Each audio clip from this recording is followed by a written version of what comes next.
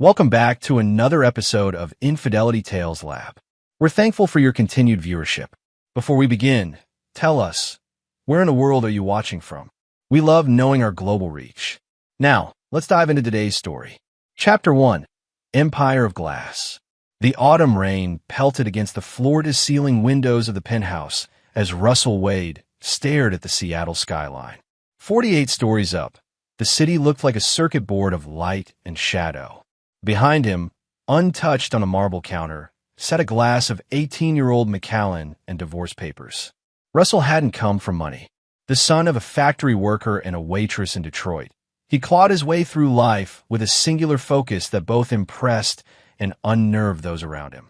By 30, he'd built Wade Secure into the most sought-after private security firm on the West Coast, specializing in executive protection and digital security architecture for the ultra-wealthy.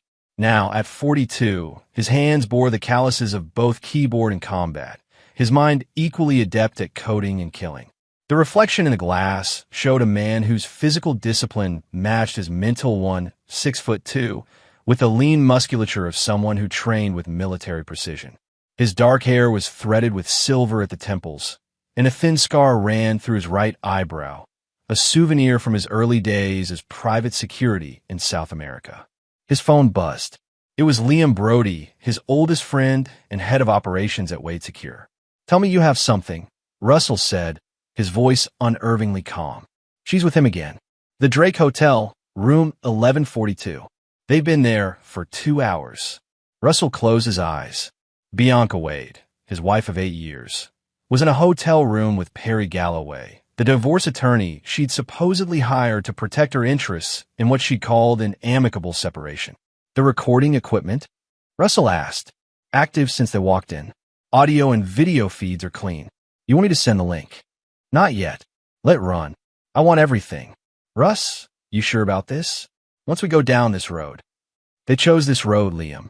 Not me." Russell took a slow breath. "How's our friend at the bank?" "Cooper's cooperating. Bianca's transfer of $3 million to offshore accounts is documented. The trail leads right to her and Galloway's joint venture. And the judge. Judge Winters is known for his stance on infidelity. Traditional values, old school. If we present evidence of Bianca's affair with her own divorce attorney, plus the financial misconduct." "It's not enough," Russell interrupted. "Not for what I need." Silence hung on the line before Liam spoke again. "The other matter, it's in motion." The girl agreed to testify. Russell's reflection showed the barest hint of a smile. "Good. Keep me updated." After hanging up, Russell finally reached for the scotch, rolling the amber liquid in the crystal tumbler. He thought about how he'd met Bianca at a charity gala 9 years ago. She'd been vibrant, intelligent, working as a curator at the Seattle Art Museum. He'd been captivated by her knowledge of Renaissance art and her ability to navigate high society with ease, something Russell, despite his wealth, had never mastered. He'd given her everything: the lifestyle, the connections, the freedom to pursue her passions. 3 years ago, they tried for children, but after 2 miscarriages, Bianca had withdrawn. Russell had respected her pain, giving her space. Now he understood that the space had been filled by someone else. The rain intensified, sheets of water distorting the cityscape. Russell drained his glass and set it down with careful precision. "Computer, activate House Protocol Alpha," he commanded. The AI system responded immediately. House Protocol Alpha activated. All external communications secured, surveillance activated, security level maximum. Russell picked up the divorce papers, scanning the details of what Bianca's lawyer, her lover, had prepared. It was breathtakingly greedy. 65% of all assets, full ownership of the penthouse and Hampton estate, control of his philanthropic foundation, and alimony that would drain even his considerable resources. His phone buzzed again with a text from Liam. "You need to see this now." Russell opened the secure link to the Drake Hotel surveillance.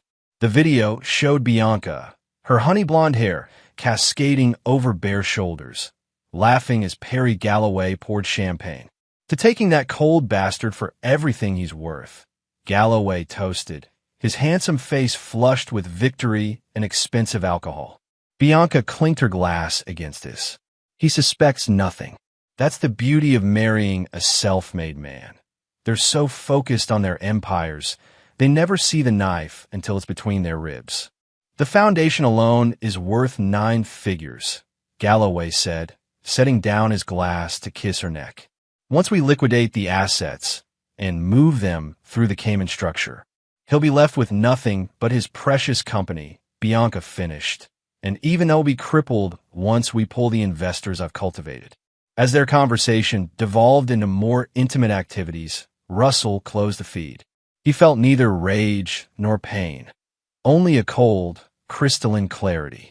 He opened his safe and removed a small black journal. Inside were handwritten notes dating back 3 years. Observations, suspicions, fragments of conversations. Russell had begun documenting inconsistencies in Bianca's behavior long before he had concrete evidence of her betrayal. It wasn't paranoia, it was pattern recognition. Russell turned to a fresh page and wrote a single sentence. Endgame initiated. Chapter 2. The Architect's Gambit. For months before the divorce filing, Russell had already begun assembling the pieces of what would become his masterpiece of retribution.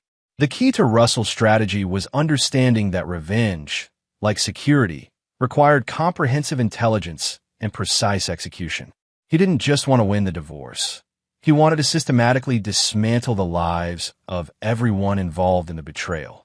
His first move had been to contact Dennis Cooper at First Maritime Bank, where both Russell's business and personal accounts were held. Cooper owed Russell.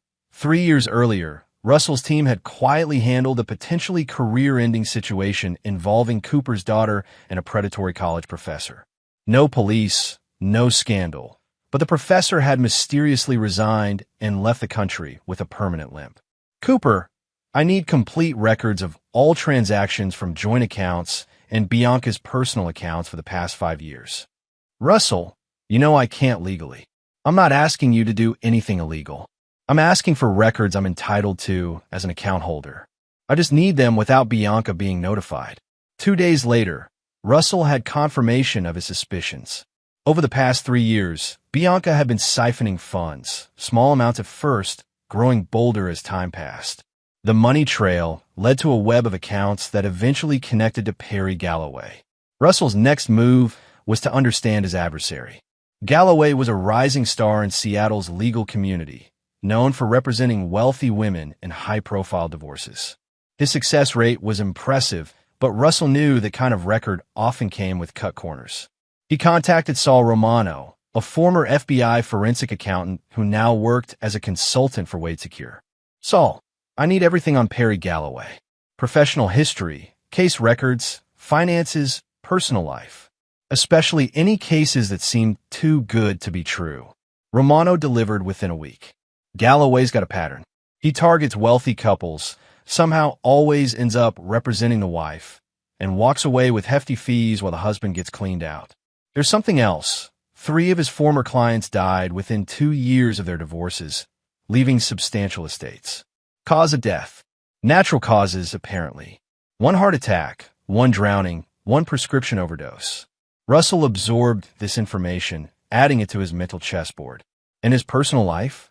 That's where it gets interesting. Despite his reputation as a ladies' man, he's been seeing someone consistently for about 3 years. Based on hotel records and restaurant reservations, it's your wife, Russell. 3 years. The timing aligned perfectly with Bianca's first miscarriage. While Russell had been grieving the loss of their future, Bianca had been building a new one with Galloway. Russell's next target was Judge Harold Winters, who would likely preside over the divorce proceedings. Winters was known for his conservative stance and intolerance for infidelity, but Russell needed more than the judge's general disposition. He needed leverage. For this, he turned to Mia Cordova, a brilliant young hacker who'd once tried to breach Wade Secure systems. Instead of pressing charges, Russell had hired her. I need everything on Judge Winters, Mia. Electronic communications, financial records, skeletons. Even judges have digital footprints, Mia had replied confidently. Her findings were illuminating. Judge Winters was beyond reproach financially, but his communications revealed a complicated relationship with his estranged son, who had left the church and married his male partner against the judge's wishes. The judge's private emails showed a man torn between his strict religious beliefs and his love for his son. Russell didn't want to blackmail the judge. That would be crude and risky. Instead, he saw an opportunity to understand the man's psychological pressure points. Justice might be blind, but judges were human, with all the complexity that entailed. The final piece came in the form of Zoe Palmer, a young paralegal at Galloway's firm.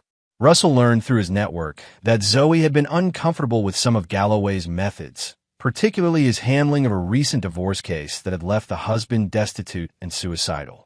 Russell arranged a seemingly chance meeting at a coffee shop near her apartment.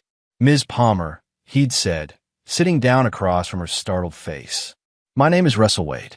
I believe we have a mutual acquaintance in Perry Galloway." "Mr. Wade, I don't think I should be talking to you," she stammered, gathering her things. "Before you go, you should know that I'm aware of the Thornton divorce file, the one Galloway asked you to alter." The color drained from her face. "How did you? I have resources. What matters is that I also know you kept the originals." "Smart move." Russell slid a business card across the table. "I don't want to ruin your career, Ms. Palmer. I want justice. When you're ready to talk about what really happens at Galloway's firm, call me." 3 days later, his phone rang. Zoe Palmer was ready to testify about Galloway's systematic falsification of evidence, witness tampering, and judicial manipulation. As Russell moved his pieces into position, Bianca remained oblivious, believing her husband was distracted by business concerns and accepting her narrative of a marriage that had simply run its course. On the night before Bianca planned to serve him with divorce papers, Russell sat in his home office, reviewing his strategy. On his computer screen was a complex flowchart mapping every contingency, every possible move and countermove in the battle to come. Liam entered without knocking, a privilege earned through decades of friendship. "Everything's in place," Liam reported. "Though I still think you should just confront her with what you know, take the reasonable settlement, and move on with your life." Russell looked up from his screen. "This isn't about money, Liam." "Then what is it about?" "Because from where I'm standing, it looks like you're preparing for war over a woman who betrayed you." "It's about justice," Russell said quietly, "and ensuring that Galloway and Bianca never do this to anyone else." Liam studied his friend's face. "This is more than your usual calculated response, Russ. This is personal." "They made it personal," Russell replied, closing his laptop. "Tomorrow, Bianca thinks she's making her first move. She doesn't realize the game began months ago, and she's already lost." The next morning, when Bianca placed the divorce papers on the breakfast table with a practiced expression of regretful determination, Russell merely nodded and said he'd have his lawyer review them, exactly as she'd expected. What she couldn't see was the predatory satisfaction beneath his composed exterior as another piece moved precisely according to his design. Chapter 3. Pawns and Players. The first courtroom skirmish took place 6 weeks after Bianca served Russell with divorce papers. It was a preliminary hearing to establish temporary support and living arrangements while the divorce proceeded. Russell arrived with his attorney, Martin Frost, a deliberate choice that had puzzled Bianca and Galloway. Frost was known for handling simple wills and real estate closings, not high-stakes divorces against sharks like Perry Galloway. What they didn't know was that Russell had specifically selected Frost for his unremarkable reputation and apparent lack of killer instinct. Judge Winters presided, his stern face betraying nothing as he reviewed the initial filings. Bianca sat beside Galloway, elegantly dressed in a conservative navy suit that strategically highlighted her vulnerability while maintaining her sophistication. The calculated image of a loyal wife discarded by a cold, workaholic husband. Galloway rose first, exuding confidence. "Your Honor, Mrs. Wade has been a devoted partner for 8 years, supporting my clients' business endeavors while building their social connections and philanthropic presence. Now that Mr. Wade has achieved the success he desired, he's discarding her. We're seeking temporary support of $75,000 monthly, continued residence in their penthouse, and full access to all joint accounts pending final resolution. Martin Frost stood, adjusting his ill-fitting glasses. Your Honor, my client is prepared to provide reasonable temporary support of $25,000 monthly and allow Mrs. Wade to remain in the penthouse while maintaining his residence at their second property.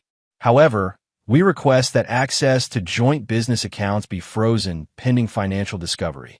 The request was reasonable, too reasonable, in fact. Galloway had expected resistance, aggressive countering. The mild response left him momentarily off balance before he recovered. Your Honor, $25,000 monthly is insufficient to maintain Mrs. Wade's established lifestyle, particularly given Mr. Wade's net worth exceeding $100 million. Judge Winters looked at Russell, who sat impassively. Mr. Wade, you've built a substantial security business, correct? Yes, Your Honor. Wade Secure provides protective services and security solutions. And during your marriage, was Mrs. Wade involved in building this business? Before Russell could answer, Galloway interjected. Mrs. Wade was instrumental in cultivating the high-net-worth clients that form the backbone of Wade Secure's clientele. Her social connections and charity work directly led to contracts with 3 Fortune 500 executives. Russell noticed Judge Winters' slight frown at Galloway's interruption. Another small piece moving into place. Mr. Wade, the judge prompted. My wife had no operational role in my company, Your Honor. However, I acknowledge that her social efforts were beneficial. That's why I'm prepared to be generous in temporary support while we assess the full financial picture. The judge considered briefly. I'm ordering temporary support of $40,000 monthly, continued residence for Mrs. Wade in the penthouse, and Mr. Wade at the secondary residence. Joint personal accounts will remain accessible to both parties, but business accounts will require dual authorization for withdrawals exceeding $10,000. We'll reconvene in 60 days for the full financial hearing. As they left the courtroom, Bianca brushed past Russell with a triumphant smile, whispering, "This is just the beginning." Russell merely nodded politely. Indeed it is. Later that evening, Russell met with his real legal team in a secure conference room at Wade Secure headquarters. Unlike bumbling Martin Frost, these attorneys were specialists in complex financial litigation, digital evidence, and matrimonial law. Frost played his part perfectly, said Catherine Zhao, the razor-sharp litigator who was actually orchestrating Russell's legal strategy from behind the scenes. Galloway thinks he's facing an amateur. And Judge Winters? Russell asked. Responded exactly as profiled, confirmed Alejandro Velez, the team's legal psychologist. He was visibly irritated by Galloway's aggressive posturing and interruptions. More importantly, he's now formed a preliminary impression of Bianca as potentially opportunistic. Russell nodded. What about our paralegal? Zoe Palmer's testimony is secured and corroborated, Catherine replied.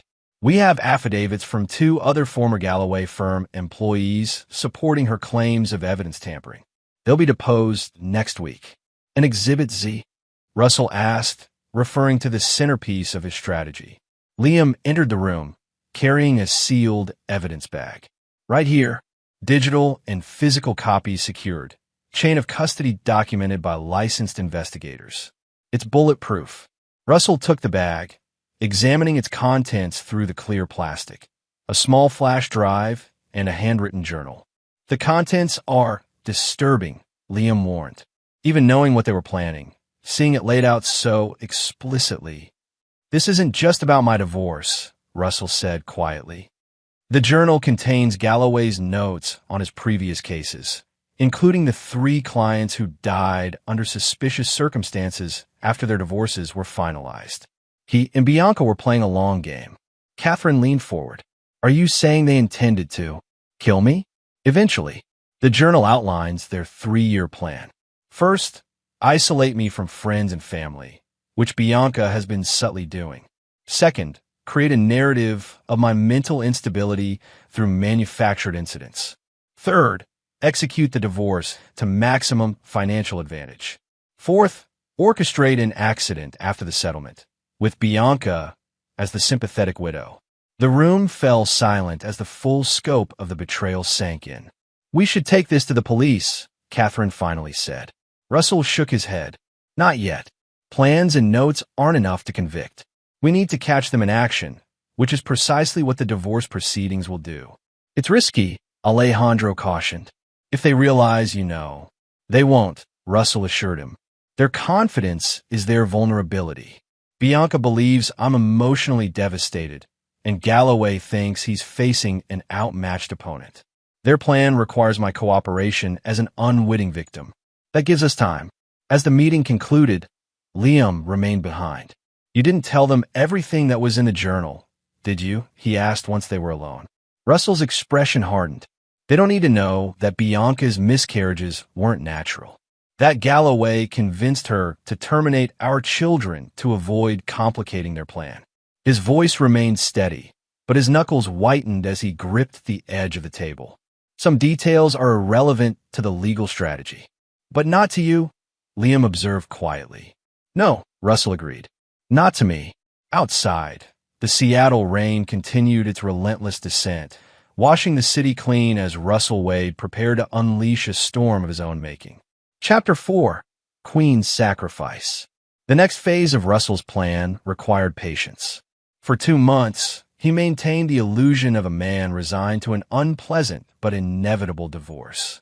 He allowed Bianca her small victories, watched as she and Galloway grew increasingly confident. During this time, Russell played another card, selective vulnerability. He asked to meet Bianca for coffee to discuss matters civilly, a request she accepted with barely concealed satisfaction. They met at a quiet cafe in Pike Place Market, neutral territory. Bianca arrived 15 minutes late, a power move Russell had anticipated. "Thank you for meeting me," he said as she sat down, her Hermes scarf artfully arranged to frame her face. "Of course, Russell. Despite everything, I want this to be amicable." Russell allowed a calculated hesitation before speaking. "I've been thinking about what went wrong between us." Bianca's expression shifted to practiced sympathy. "We simply grew apart, Russell. You were always working, building your empire." "I thought that's what we both wanted," he said, vulnerability seeping into his voice. "Security, stability, especially after the miscarriages." A flicker of something, guilt perhaps, crossed her face before disappearing. "Those were difficult times for both of us." "They were," Russell agreed. "I should have been more present, more attuned to what you needed." Bianca hadn't expected this admission. Her perfectly manicured hand reached across the table to touch his briefly. "That's surprisingly self-aware of you." "I've had time to reflect," Russell said. "I'm not contesting the divorce, Bianca. I just want to understand what you're hoping to achieve." "A fair settlement," she replied smoothly. "Recognition of my contributions to our life together." Russell nodded slowly. "The foundation means a lot to you, doesn't it?" "It's been my primary focus for years," she confirmed. "The work we've done with trafficking survivors." "I'm prepared to let you have controlling interest," Russell interrupted. "The foundation, the Hampton estate, a reasonable settlement. No protracted legal battle." Bianca couldn't fully conceal her surprise or her triumph. This was progressing even more easily than she and Galloway had anticipated. "That's generous, Russell. I just want this over with," he said tiredly. "I've built one life from nothing. I can do it again." As they parted, Bianca was already texting Galloway, exactly as Russell had predicted. What she didn't know was that their conversation had been recorded, not by Russell, but by 2 independent witnesses seated nearby, former clients of Galloway, who had their own reasons to assist Russell's cause. Later that week, Russell was invited to the office of Bianca's foundation under the pretense of discussing the transition of control. The Wade Foundation for Survivor Advocacy occupied the top floor of a downtown building, its modern space overlooking Elliott Bay. Bianca greeted him in the conference room, uncharacteristically alone. "Perry had a court appearance," she explained, gesturing for Russell to sit. "I thought it might be easier to discuss this without attorneys anyway." Russell nodded, taking the offered seat. "I appreciate that. I've prepared some preliminary paperwork," Bianca said, sliding a folder across the polished table. "Just an outline of how the foundation transition might work." Russell opened the folder, scanning the documents with apparent casualness while his trained eye caught every detail. The proposal was breathtakingly greedy, stripping him of all authority while leaving him with substantial financial obligations. "This seems comprehensive," he said mildly. Bianca's smile was predatory beneath its veneer of reasonableness. "The Foundation's work can't be interrupted by our personal situation. I'm simply ensuring operational continuity." Russell nodded thoughtfully. "I notice Miranda Keene isn't mentioned in the leadership transition." "Miranda's priorities have shifted," Bianca said smoothly, referring to the Foundation's operations director. "She's taking a step back." This was news to Russell, who knew that Miranda had been the driving force behind the Foundation's most successful programs. "That's unfortunate. Her expertise with trafficking survivors is unparalleled." "We're moving in a different direction," Bianca replied dismissively. "Less direct service, more policy advocacy. Perry has connections in Washington that will amplify our impact." Russell kept his expression neutral, even as another piece of the puzzle fell into place. The Foundation's substantial endowment would be much easier to access if its programs shifted from direct services to policy advocacy, a conveniently vague area where funds could disappear with minimal oversight. "I see," Russell said. "Well, I'll have my lawyer review these proposals." He closed the folder and stood. "One question, though. Has the board been informed of these plan changes?" A flicker of annoyance crossed Bianca's face. "The board serves at my discretion as executive director." "Of course," Russell conceded. "It's just that several major donors specified their funds for direct survivor services. Gerald Humphrey, in particular, was explicit about his 8-figure gift. Financial restructuring is part of any organizational evolution," Bianca replied, her tone cooling. "The donors will understand." Russell doubted that very much, particularly since Gerald Humphrey was a close personal friend who had entrusted his donation to the Foundation largely on Russell's recommendation. As Russell left the Foundation offices, he made a call. "Catherine, I need you to prepare for expedited discovery on the Foundation finances. And contact Gerald Humphrey. Tell him we need to talk." 2 weeks later, the second preliminary hearing took place. This time, the focus was financial discovery, the comprehensive disclosure of assets that would form the basis for the final settlement. Russell arrived with Martin Frost again, maintaining the charade of inadequate legal representation. Bianca and Galloway entered with the confident air of predators closing in on wounded prey. Judge Winters called the hearing to order. "Today we address financial discovery. Mr. Galloway, your client's disclosures have been filed." "Yes, Your Honor," Galloway confirmed. "Mrs. Wade has provided complete financial records as required." Judge Winters turned to Martin Frost. "And Mr. Wade's disclosures?" Frost fumbled with his papers. "Your Honor, we've provided basic disclosures, but we're requesting additional time for the more complex business holdings." Galloway pounced. "Your Honor, this is a transparent delay tactic. Mr. Wade is clearly attempting to hide assets or move them offshore before the settlement." "That's a serious accusation, Counselor," Judge Winters noted. "Do you have evidence of such activities?" "We have documentation of unusual movement in several accounts," Galloway replied confidently, passing a folder to the judge. "As you can see, large sums have been transferred through multiple entities in recent months."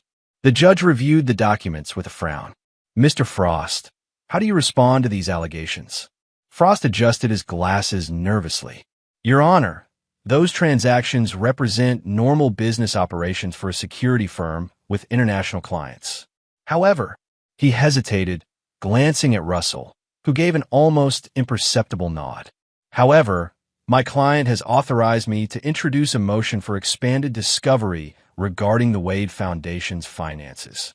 Galloway scoffed. "The Foundation is a separate legal entity with its own governance structure. Its finances are not relevant to these proceedings." "Actually, Your Honor," Frost continued with unexpected firmness, "we have reason to believe that Foundation funds have been improperly diverted. As both Mr. Wade and Mrs. Wade serve as officers, this directly impacts the marital estate." Judge Winters raised an eyebrow. Do you have evidence supporting this claim? We do, Frost confirmed, producing a sealed envelope. This affidavit from Miranda Keene, Operations Director of the Wade Foundation, details unauthorized transfers totaling over $12 million to entities controlled by Mrs. Wade, and he paused for effect. Her attorney, Mr. Galloway. The courtroom fell silent. Bianca's face drained of color, while Galloway quickly recovered. These are baseless accusations, Your Honor. Ms. Keene was terminated for incompetence and is clearly retaliating. Ms. Keene's termination occurred after she questioned these transfers, Frost countered, producing another document. We also have testimony from 2 board members who were never consulted about these transactions, contrary to the Foundation's bylaws. Judge Winters' expression darkened.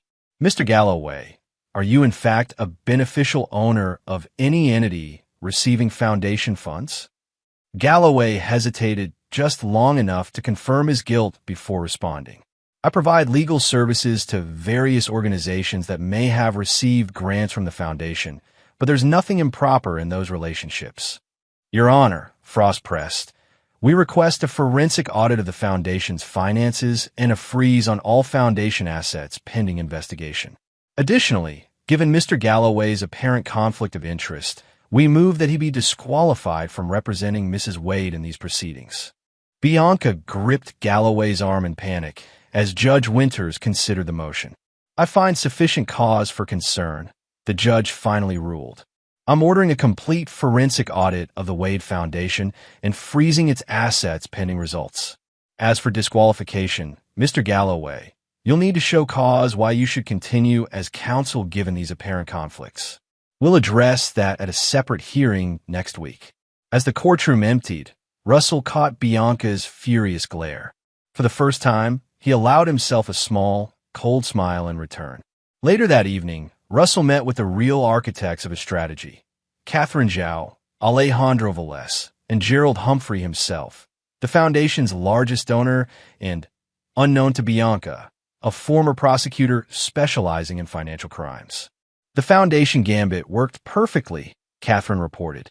Judge Winters has assigned Carlton Financial Forensics to conduct the audit. They're the best in the business and completely independent. Galloway's disqualification hearing is set for Monday, Alejandro added. He'll fight it, but with the evidence we've compiled, his position is untenable. Gerald Humphrey, a formidable man in his 70s, fixed Russell with a stern gaze. I trusted you both with that money, Russell. Trafficking survivors deserve better than to be pawns in your marital chess match. I agree completely, Russell replied without defensiveness. That's why Miranda Keene has been quietly duplicating all the Foundation's record for the past year. The survivors' programs are continuing under temporary management, and none of the direct service funds have been touched. Gerald's expression softened slightly. You anticipated this. I've learned to prepare for betrayal, Russell said simply. The Foundation will emerge stronger, with better governance safeguards. As the meeting concluded, Liam entered with a flash drive. It's ready, he said, handing it to Russell. Exhibit Z is complete. Russell took the drive reverently, like a soldier receiving a final, devastating weapon. Perfect timing. Galloway's disqualification will force Bianca to find new counsel, disrupting their coordination. When she realizes the Foundation scheme has been exposed, she'll panic and make mistakes. What exactly is on that drive, Russell? Gerald asked, eyeing it warily. Justice, Russell replied, and the end of Perry Galloway's career. As Gerald left, Catherine lingered. Russell, we have them on financial impropriety. The Foundation audit alone will devastate their position. Are you sure you want to proceed with Exhibit Z? Once deployed, there's no going back. Russell's expression hardened. They didn't just try to take my money, Catherine. They took my future. My children. Catherine's eyes widened slightly, but she asked no further questions.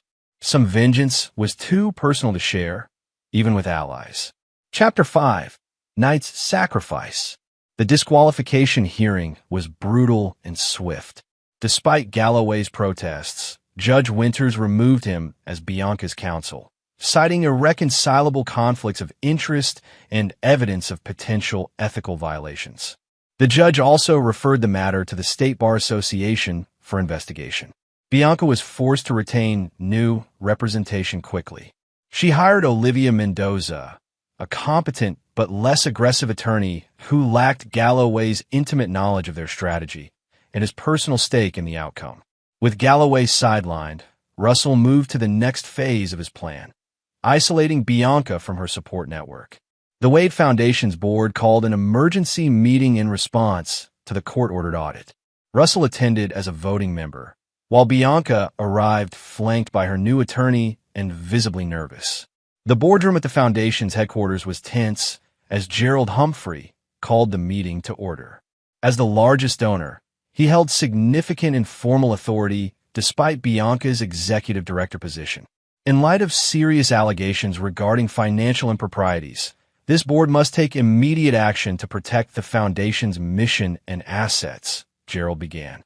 The preliminary forensic report indicates approximately $17 million have been directed to entities with questionable connections to the Foundation's stated purpose. Bianca leaned forward.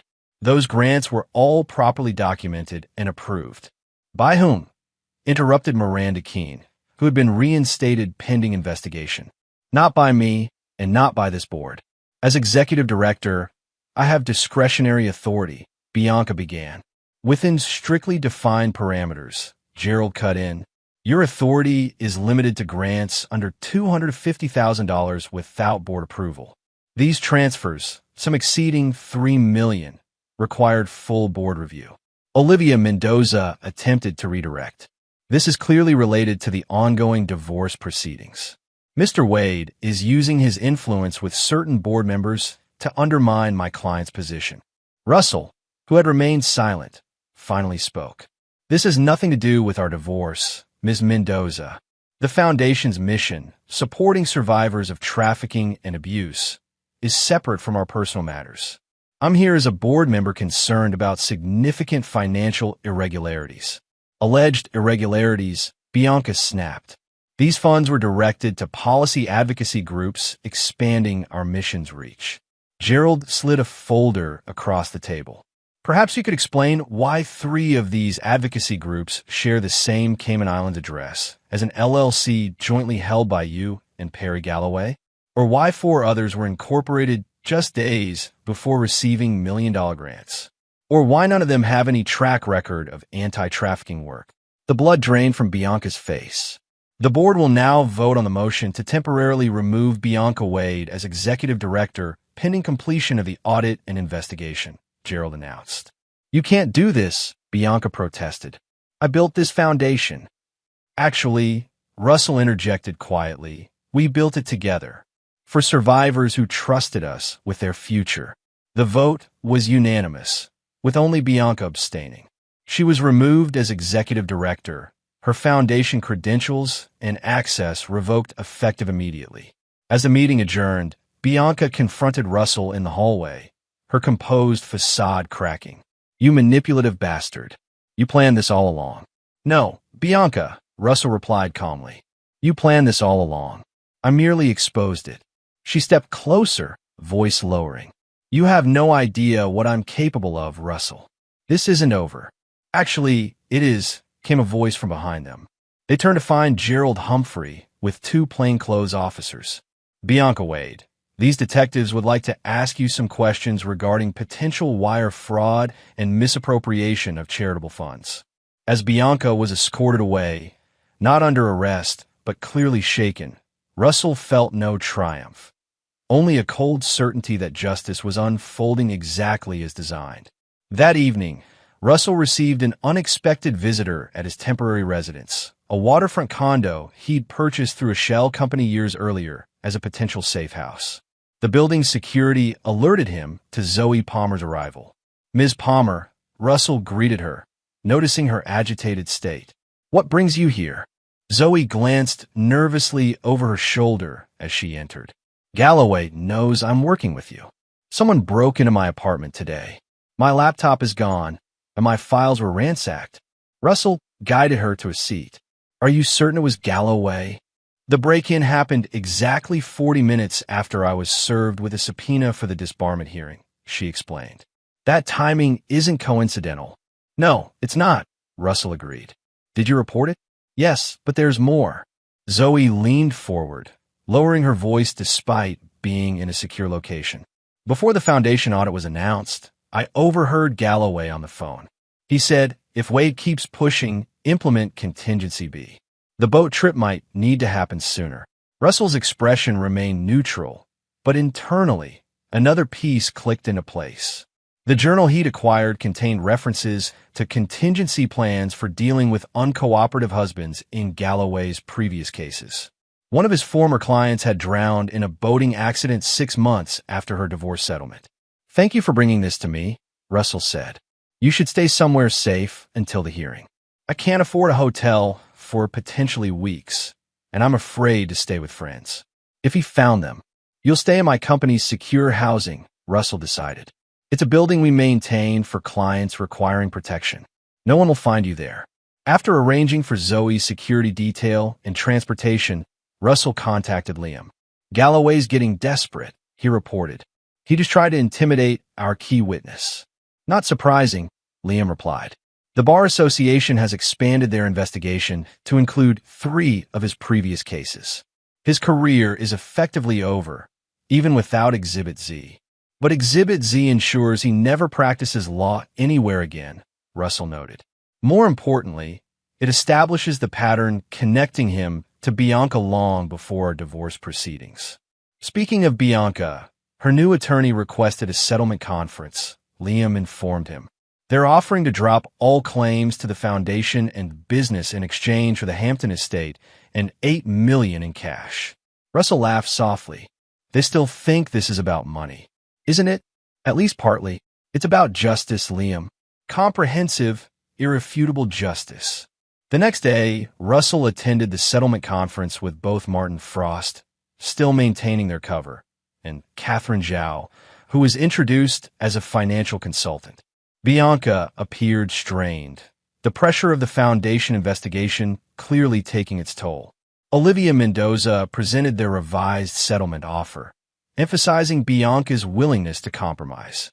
My client is prepared to relinquish all claims to the Wade Foundation and Wade Secure in exchange for the Hampton property, art and furnishings valued at approximately $3 million, and a cash settlement of $8 million, Mendoza proposed. This represents a significant concession from our initial position. Russell listened impassively before turning to Catherine, who gave an almost imperceptible shake of her head. I'm afraid that won't be possible, Martin Frost replied. Given the ongoing criminal investigation into foundation funds, all assets must remain accessible pending resolution. My client has not been charged with any crime, Mendoza objected. These investigations are clearly part of a vindictive campaign by Mr. Wade. Ms. Mendoza, Catherine interjected smoothly. The financial forensics don't lie. $17 million of charitable funds were diverted to shell companies controlled by your client and her former attorney. The Hampton estate was purchased with commingled funds, including $4.2 million traced directly to the foundation. It's not Mr. Wade's to give away. Bianca paled. That's not true. We purchased the Hampton house before the foundation even existed. The original purchase, yes, Catherine agreed. But the $6.8 million renovation completed last year was funded primarily through foundation resources. The property is now subject to asset forfeiture if the investigation confirms criminal misappropriation. Bianca turned to Russell, desperation breaking through her composed facade. What do you want, Russell? Just tell me what you want to end this. For a moment, Russell allowed himself to really look at the woman he had once loved. The mother his children would have had if she hadn't chosen to terminate their pregnancies to simplify her exit strategy. He felt nothing but a cold, crystalline clarity. I want justice, he said simply, for the Foundation's beneficiaries, for the other husbands you and Galloway victimized, for our unborn children. Bianca's expression froze. What are you talking about? Russell placed a manila folder on the table. Your medical records, Bianca. Not miscarriages, elective terminations. scheduled within days of meetings with Galloway, according to both your calendars. The color drained completely from Bianca's face. How did you? The how doesn't matter, Russell interrupted. What matters is that while I grieved our lost future, you were actively destroying it to clear the path for your exit strategy. Mendoza attempted to regain control of the situation. These accusations are irrelevant to the divorce proceedings and potentially based on illegally obtained information. Perhaps, Russell conceded, but they speak directly to character and credibility, which the court will certainly consider when evaluating testimony regarding financial matters. He stood, gathering his materials. This settlement conference is clearly unproductive. We'll proceed with full discovery and trial preparation. As Russell turned to leave, Bianca called after him, her voice breaking. Russell, wait. We can work this out. We're beyond that point, Bianca, he replied without turning back. See you in court. Chapter 6, Rook's Gambit. 2 days before the final divorce hearing, Perry Galloway was found dead in his car in the parking garage of his downtown condominium. The initial police report indicated an apparent suicide, a self-inflicted gunshot wound to the head, with a handwritten note found on the passenger seat. When Russell received the news from Liam, his reaction was measured. Was it actually suicide? Police seem to think so, Liam replied. The note referenced the Bar Association investigation and his untenable professional situation. Russell's eyes narrowed. Have our sources give me a copy of that note. Galloway was many things, but suicidal wasn't one of them. Within hours, Russell's suspicion was confirmed.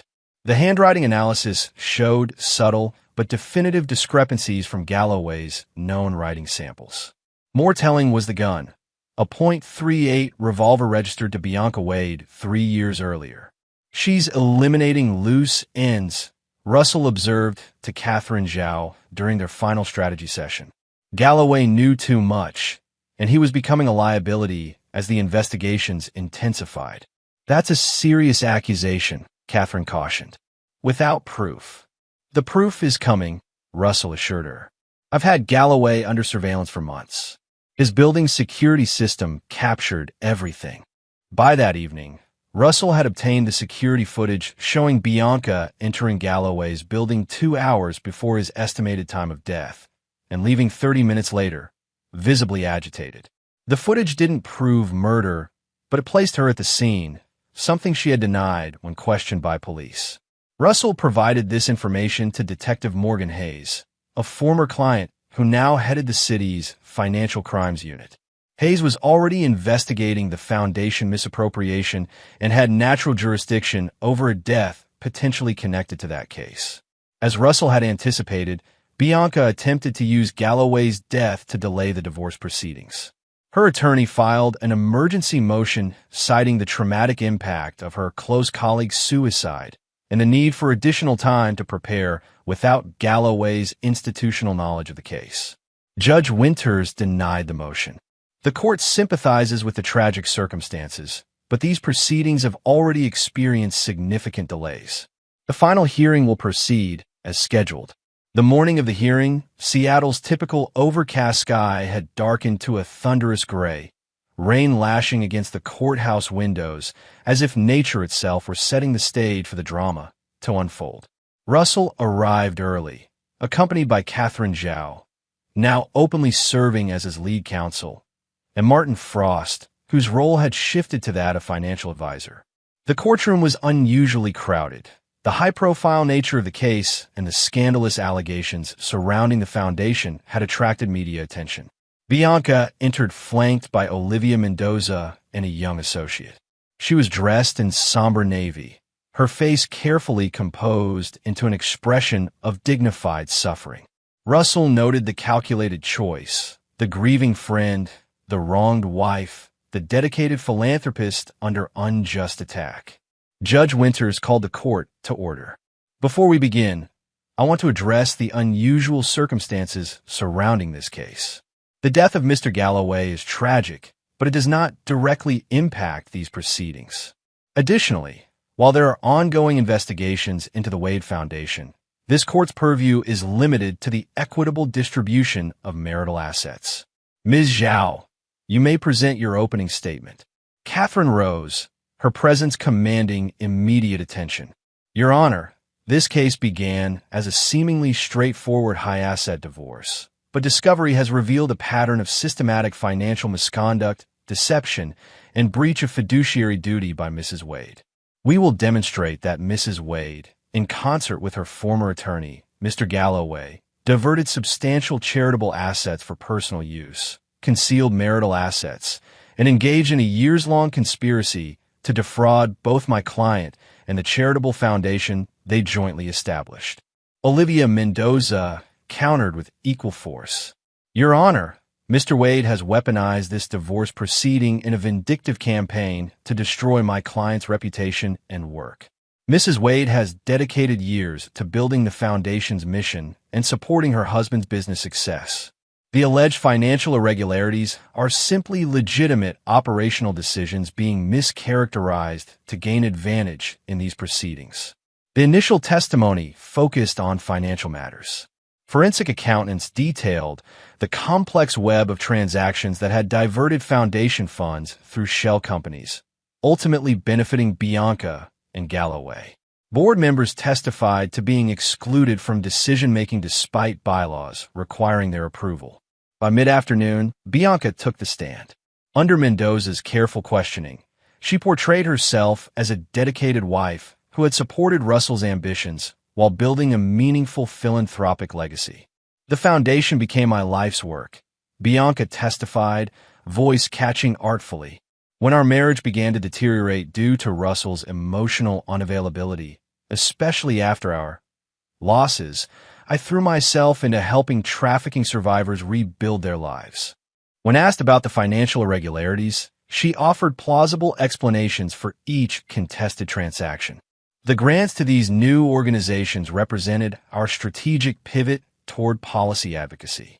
Perry, Mr. Galloway, offered legal guidance on structuring these relationships, but all funds went to legitimate charitable purposes."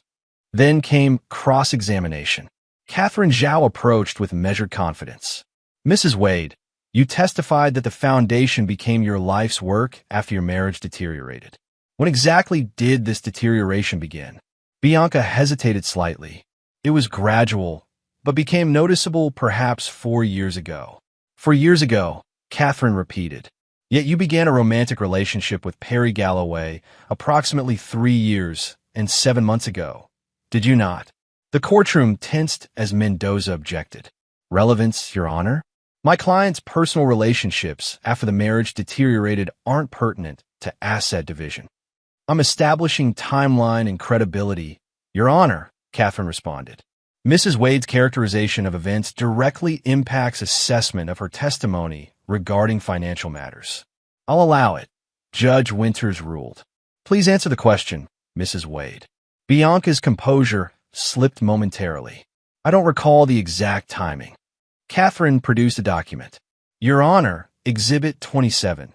Hotel records showing Mrs. Wade and Mr. Galloway sharing accommodations in Vancouver 3 years and 7 months ago, while Mrs. Wade was still actively trying to conceive a child with my client." Murmurs rippled through the courtroom as Bianca's face paled. "Mrs. Wade," Catherine continued relentlessly, "you testified earlier about losses that contributed to the marriage's deterioration. Were you referring to miscarriages?" "Yes," Bianca whispered. "Yet medical records indicate that you had 2 elective procedures, not miscarriages. Procedures scheduled within days of meetings with Mr. Galloway, according to both your calendars." Mendoza stood again. "Your Honor, these medical records were not properly disclosed during discovery. They were provided in supplemental discovery last month," Catherine countered, producing the documentation. "Your office acknowledged receipt." As the afternoon progressed, Catherine methodically dismantled Bianca's testimony, exposing contradictions, timeline inconsistencies, and financial duplicity. By the time Bianca stepped down, her carefully constructed image had crumbled. The final witness was Miranda Keene, who detailed her discovery of the financial irregularities and subsequent termination. Her testimony directly contradicted Bianca's explanations for the contested transactions, providing documentation that established clear intent to divert funds. As the day's proceedings drew to a close, Judge Winters addressed both parties. "We'll resume tomorrow morning with closing arguments.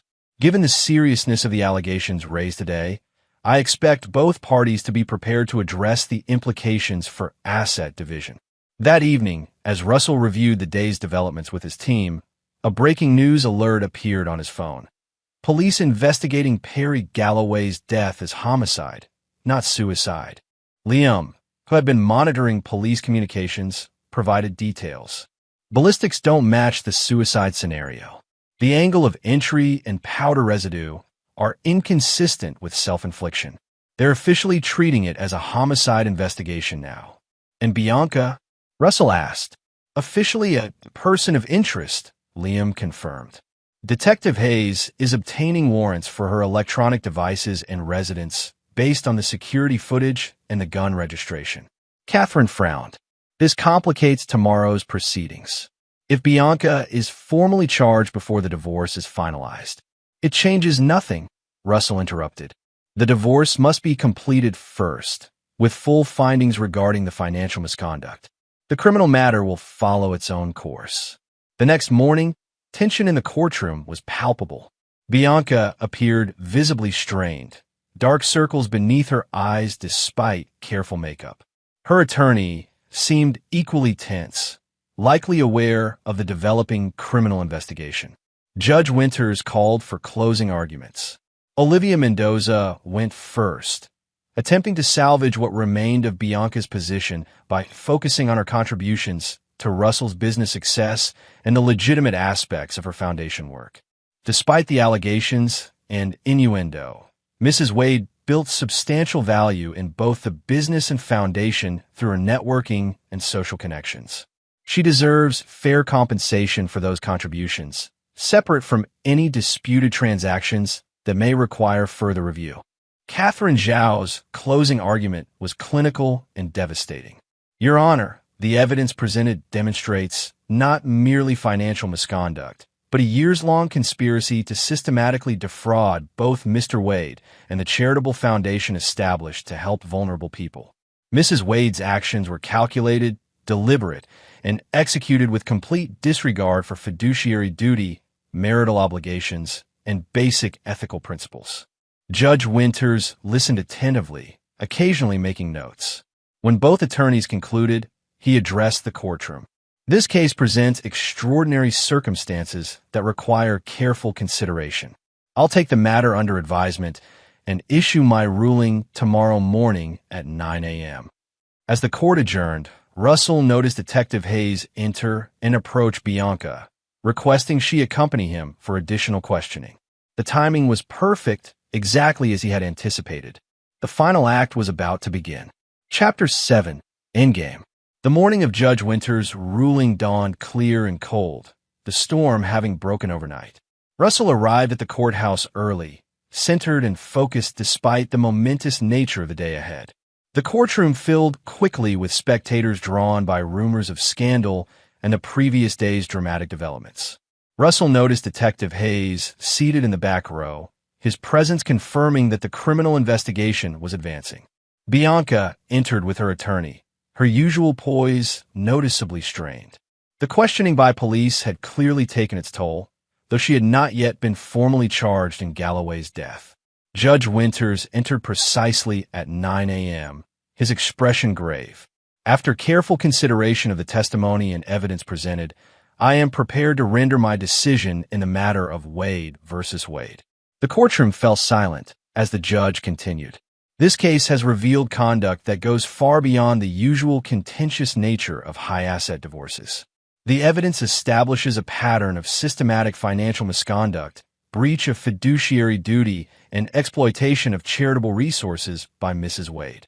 Bianca stiffened visibly as Judge Winters detailed his findings, methodically outlining each instance of misappropriation and deception. The court finds that Mrs. Wade diverted approximately $17 million from the Wade Foundation through improperly authorized grants to entities she controlled, either directly or jointly with Mr. Galloway. These funds were subsequently used for personal benefit, including luxury purchases, property improvements, and offshore investments. Judge Winters paused, looking directly at Bianca.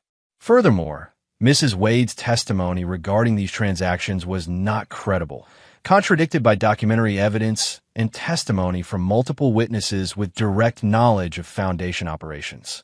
Turning to the matter of asset division, the judge's ruling was unequivocal. In light of these findings, this court orders the following.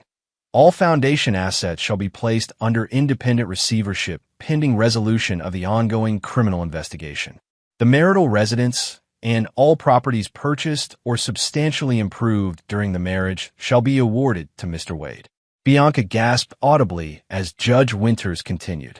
Mrs. Wade shall retain her personal property and premarital assets valued at approximately $800,000.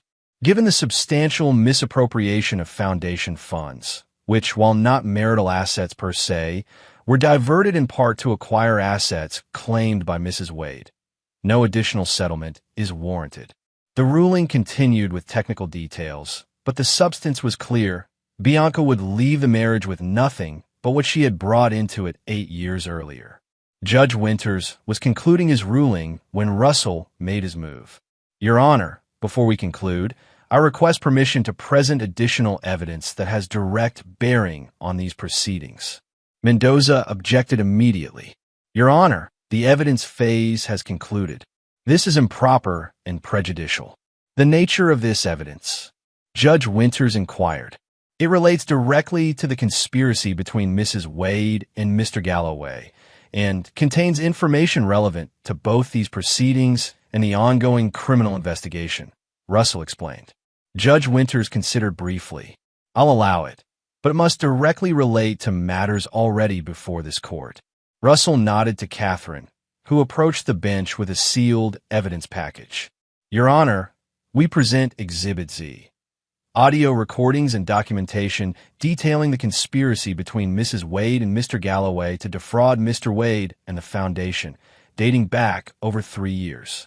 As Catherine set up the audio equipment, Bianca leaned urgently toward her attorney, whispering frantically.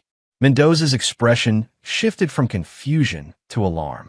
Your Honor, Mendoza interjected, we request a brief recess to review this alleged evidence before it's presented. Denied, Judge Winters ruled. The court will evaluate its admissibility as it's presented. Russell stood. Your Honor, may I present Exhibit Z? At the judge's nod, Russell played the first recording. Galloway's voice filled the courtroom. The Foundation gives us the perfect vehicle. Wade trusts you completely with it, which means we can move significant funds without scrutiny. Bianca's voice responded. What about the board? Miranda especially watches the books like a hawk. We'll create legitimate seeming organizations for the grants. On paper, there'll be advocacy groups, but the funds will flow back to our controlled entities offshore. Once we've moved enough capital, we'll execute the divorce strategy. The recording continued, revealing explicit discussions of their plan to maximize the divorce settlement before eventually eliminating Russell entirely. References to arrangements similar to those made for Galloway's previous clients whose spouses had died under suspicious circumstances. Most damning was a recording from just days before Galloway's death. Bianca, the Foundation investigation changes everything. They'll trace it all back to us.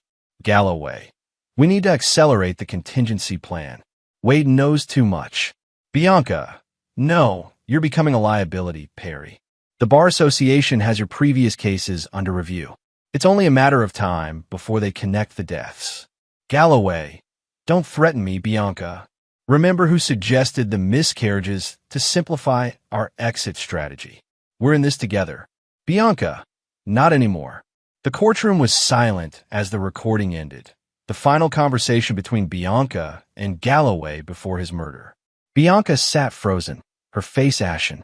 Mendoza appeared equally stunned, clearly hearing this evidence for the first time.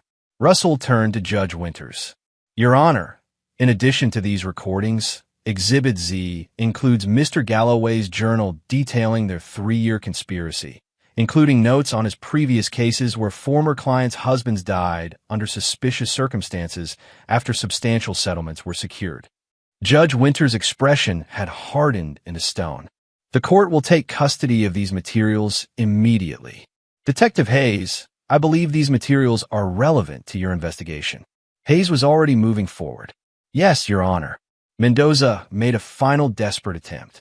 Your Honor, the provenance of these recordings is highly questionable. They may have been obtained illegally. All recordings were made with the consent of at least one party to the conversation. In compliance with state law, Catherine interjected. Mr. Galloway's journal was legally obtained from his office by a cooperating witness. Judge Winters addressed the courtroom. In light of this new evidence, which substantiates and expands upon the court's findings, I am modifying my ruling. All assets of the marriage are awarded to Mr. Wade. Mrs. Wade shall retain only her personal effects and clothing. Furthermore, I am referring this matter to the district attorney for immediate consideration of criminal charges. He turned to Bianca, his contempt evident. Mrs. Wade, this court has rarely witnessed such calculated malice and breach of trust.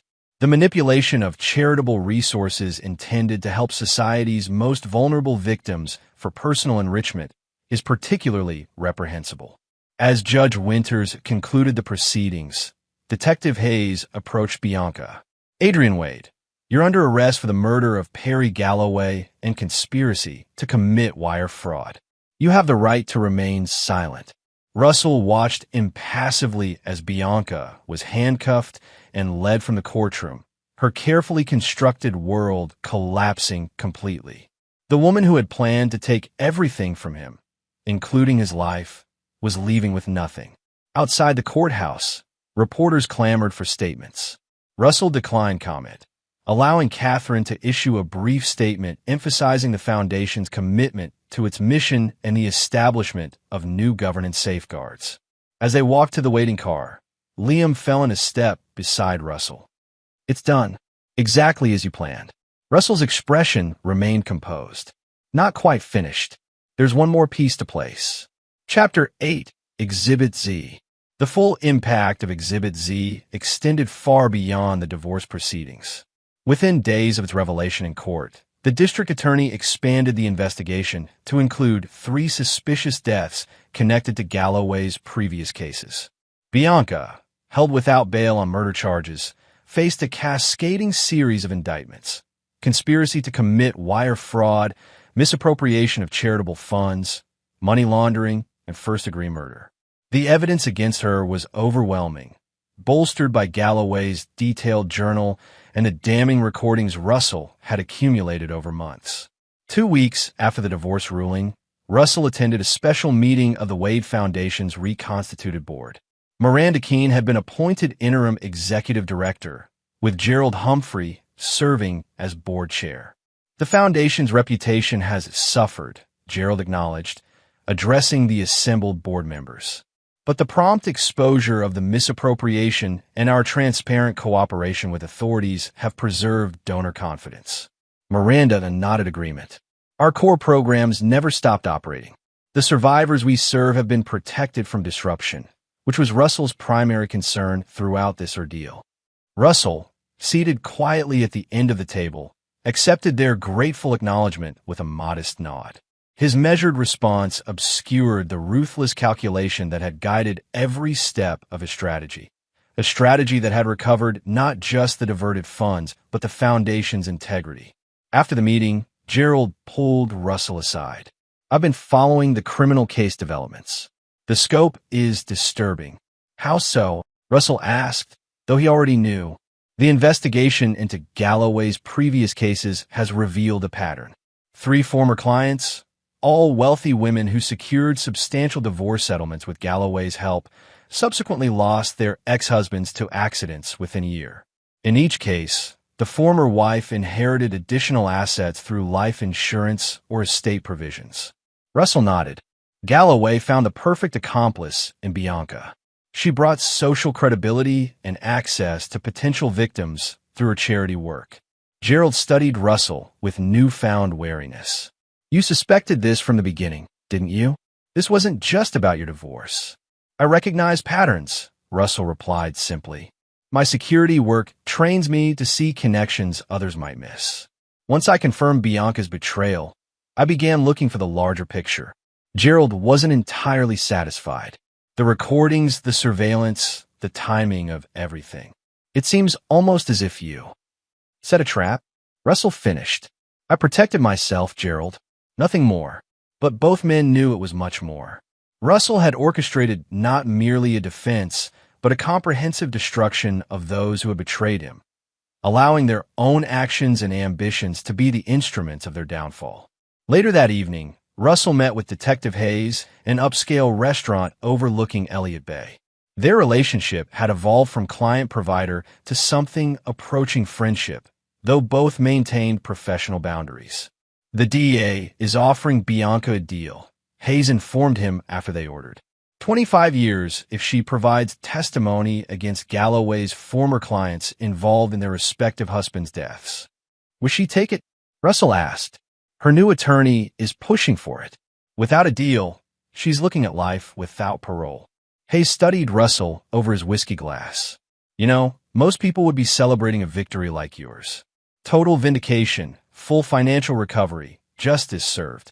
I don't view justice as cause for celebration, Russell responded. Just restoration of proper order. Hayes set down his glass. There's something I've been wondering. Galloway's journal, the one that provided the roadmap to all the previous cases. How did Zoe Palmer access it? By all accounts, Galloway was pathologically secretive. Russell's expression revealed nothing. People like Galloway always document their cleverness. It's not enough to execute the perfect crime. They need to record their brilliance for posterity. That's their vulnerability. Hayes wasn't satisfied. And the recordings? Some of those conversations happened in highly secure locations. I designed security systems for a living, detective. I know their weaknesses better than anyone. The conversation shifted to safer topics, but Hayes' unspoken question lingered between them. How far had Russell gone in engineering his enemy's destruction? The detective recognized the hand of a master strategist who had manipulated not just people, but entire systems, legal, financial, and social, to achieve his aims. What Hayes couldn't know was that Russell's meticulous planning had begun not with Bianca's betrayal, but years earlier. The security expert had long maintained contingency plans for various threat scenarios, including betrayal by those closest to him. When his suspicions about Bianca first arose, he had simply activated protocols already in place, protocols designed with the cold precision that had made Wade Secure the industry leader. As they parted, Hayes offered a final observation. You know what impresses me most about all this, Wade? Not once did you lose control. Even when you discovered what they'd done, the fraud, the planned murder, the personal losses, you never acted from emotion. Russell considered this assessment. Emotion clouds judgment, detective. Justice requires clarity. But later that night, alone in the penthouse that had once been their shared home, Russell allowed himself to acknowledge what he had revealed to no one. The white-hot rage that had fueled his methodical destruction of Bianca and Galloway. The emotions had been there, not absent, but channeled into the precision of his revenge. He moved to his office and unlocked a hidden safe concealed behind an abstract painting. Inside was a small silver frame containing the only ultrasound image of what would have been their first child, a daughter, according to the genetic testing Bianca had undergone before terminating the pregnancy, without his knowledge. This, more than the financial betrayal or murder conspiracy, had sealed their fate. Russell had given Bianca everything, including his guarded trust, something he had granted to no one else. In return, she had not just betrayed him, but erased the future they had planned together. Russell replaced the frame and closed the safe. Justice had been served, but some wounds remained beyond healing. The only peace came from knowing that those responsible had paid the full measure for their choices. Chapter 9. Ashes and Iron. 1 year after the divorce ruling, Russell Wade stood at the edge of his property in the Cascade Mountains, watching the sunset paint the sky in fierce oranges and reds. The 200-acre compound represented his fresh start, remote, secure, and completely his own. The past year had seen the full unraveling of Bianca and Galloway's criminal enterprise. Bianca had eventually accepted the prosecutor's deal, providing testimony that implicated two of Galloway's former clients in their ex-husbands' deaths. Her cooperation had reduced her sentence to 30 years, still effectively a life term for a woman who had once moved through Seattle's highest social circles. The investigation had expanded to include financial institutions that had facilitated the money laundering operations, resulting in substantial penalties and regulatory reforms. The Wade Foundation, now under Miranda Keene's leadership, had not only recovered its diverted funds but emerged stronger, with governance structures that made such exploitation impossible in the future. For Russell, the resolution brought not joy but quiet vindication. He had retreated from Seattle's social scene, focusing instead on expanding Wade Secure's operations while maintaining a deliberately low profile. The company now specialized in identifying and neutralizing complex financial fraud schemes, a natural evolution given Russell's first-hand experience. Liam joined him at the property's edge, handing him a tumbler of scotch. $30 million in new contracts this quarter. Turns out corporations are very interested in preventing Wade Galloway scenarios within their organizations. Russell allowed himself a small smile. Ironic that their scheme has become a cautionary case study.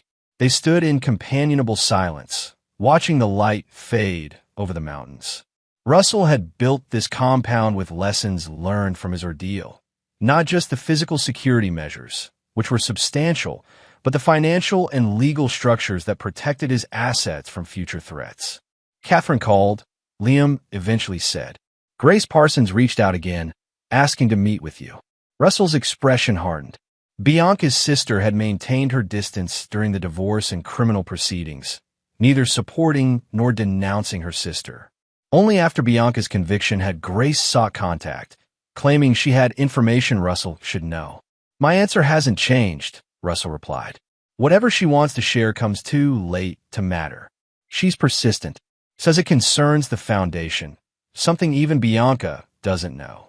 Russell considered this briefly before shaking his head. The foundation is restored. The past is settled. I have no interest in reopening those wounds. His phone buzzed with a secure message from Gerald Humphrey. Board approved the Trafficking Prevention Initiative. Full funding secured. You were right again. This brought genuine satisfaction. The Foundation's new direction, focused on preventing trafficking through education and economic empowerment in vulnerable communities, represented everything Bianca had pretended to care about while actually exploiting the cause for personal gain. You've rebuilt everything they tried to take, Liam observed. The company's stronger, the Foundation's doing more good than ever, and your personal wealth has more than recovered. Not everything, Russell corrected quietly, thinking of the silver-framed ultrasound hidden in his new office safe. Some losses remained permanent. Later that evening, as Russell reviewed security protocols for a new client, his private line rang, a number known to fewer than 5 people. Detective Hayes, now promoted to captain. Wade, Russell answered. Thought you should hear this directly from me. Hayes began without preamble. Bianca attempted suicide in prison last night. She survived, but left a confession implicating 3 more of Galloway's former clients in their husbands' deaths. Russell absorbed this information silently. The interesting part, Hayes continued, is that she also confessed to planning your murder from the beginning of your relationship. According to her statement, you were targeted specifically for your wealth and isolation. No close family, few personal connections outside business. That's consistent with the evidence we found, Russell replied evenly. There's more. She claims she wasn't the architect, that she was recruited by Galloway as part of an ongoing operation targeting wealthy individuals. If true, this conspiracy extends beyond what we've uncovered so far. Russell's mind immediately began mapping the implications, the potential connections to cases he'd peripherally tracked over the years. Send me what you can. I'll see if it connects to any patterns in our database. After ending the call, Russell moved to his secure terminal, accessing files he'd compiled on suspicious deaths among wealthy business owners nationwide. If Bianca's confession was true, Galloway had been part of something larger, a network of predators using the legal system and personal relationships as weapons. His phone buzzed again with a message from an encrypted source. Grace Parsons knows about the network.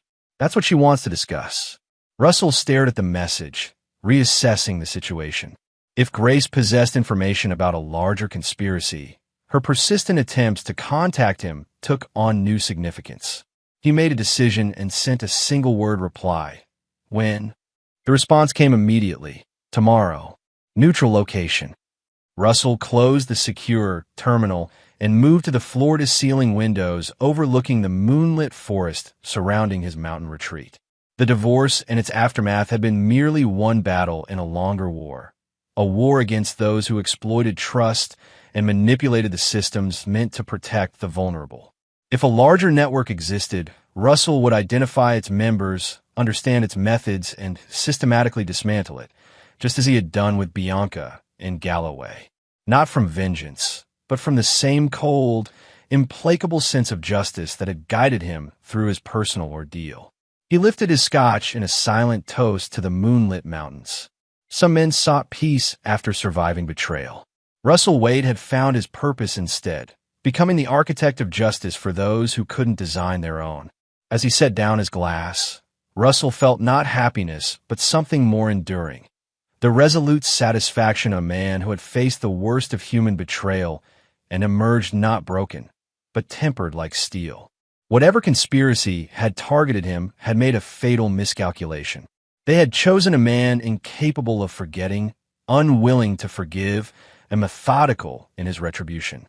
The game wasn't over. It had merely evolved, and Russell Wade was always several moves ahead. And there you have it. Another story comes to an end. What did you think? I'd love to hear your thoughts in the comments below. If you enjoy this story, consider joining our community by subscribing. It means the world to us. For more stories like this one, check out the recommended videos on screen. And I'll see you there.